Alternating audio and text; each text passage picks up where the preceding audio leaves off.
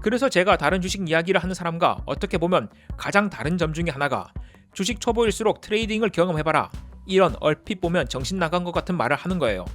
예를 들어 요즘처럼 시장이 좋을 때 너도 나도 주식한다 그러니까 A라는 사람도 주식 투자를 처음 시작했다고 칩시다. 그런데 초보가 뭘 알겠어요. 뭐 주변에서는 재무제표도 봐라 그러니까 봤을 테고, 시장의 전망도 여기저기서 어깨 너머로 보며 미래 사회 변화의 트렌드도 챙겨볼 테고 말이죠. 그런데 어라 해보니까 되네, 돈이 벌리네. 뭐 시장에 도움이 되었든 뭐가 되었든 말이죠. 어쨌든 계좌에 수익이 찍혀요. 그렇게 한 종목의 투자 금액이 자꾸 늘어나. 그런데 시장이 그때 급변합니다. 그래서 물렸다고 쳐요. 그렇게 한 달, 두 달, 1년, 2년 마음고생하면서 시간이 지나요. 그리고 결과적으로는 수익을 받든 손절을 하든 어쨌든 결실을 봤다고 칩시다.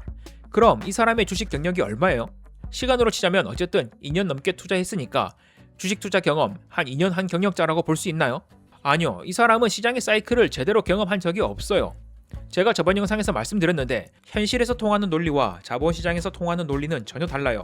그런데 문제는 지금 드리는 이 말씀이 얼마나 중요한지, 도대체 그게 무슨 뜻인지 초보자는 알 수가 없으니까 흘려 들을 수밖에 없고, 오히려 된통 맞아본 사람만이 안다는 겁니다. 이 바닥은 A라는 이유로 가격이 어쩔 땐 올랐다가 또 어쩔 땐 A라는 이유가 하락의 이유가 되기도 해요. 그래서 자꾸만 하락의 이유, 상승의 이유를 찾고 다니는 거예요. 왜 올랐어요? 왜 내렸어요?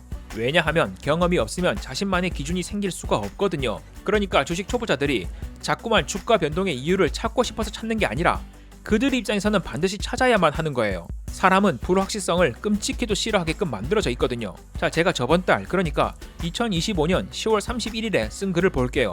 일단 저의 투자 성향을 간단히 말씀드리자면 저는 주가가 하락할 때 좋아하는 변태적인 성향을 가지고 있어요.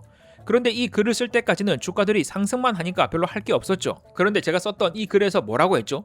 이번 주부터 조금씩 계좌가 순환되기 시작했어. 계좌가 순환된다는 말은 주식이 사지기도 하고 팔리기도 한다는 말이죠.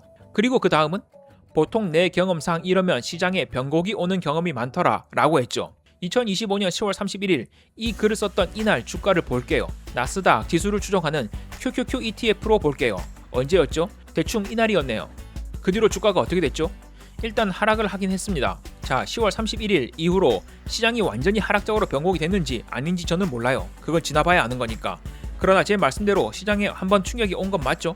그걸 제가 어떻게 알았을까요? 우리는 평소에 쎄한데라는 표현을 많이 합니다. 야, 저 사람 쎄해. 지금 상황이 조금 쎄한데? 그 쎄함은 우리가 무의식적이든 의식적이든 지금껏 살아오면서 쌓인 데이터베이스, 즉 경험으로 인해 만들어졌을 가능성이 커요. 저도 주식시장에서 경험이 쌓이다 보니까 알게 모르게 저만의 데이터베이스가 쌓인 것이죠. 이처럼 주식시장에서는 자신만의 경험이 무엇보다 중요하다는 걸 저는 확신하고 있거든요.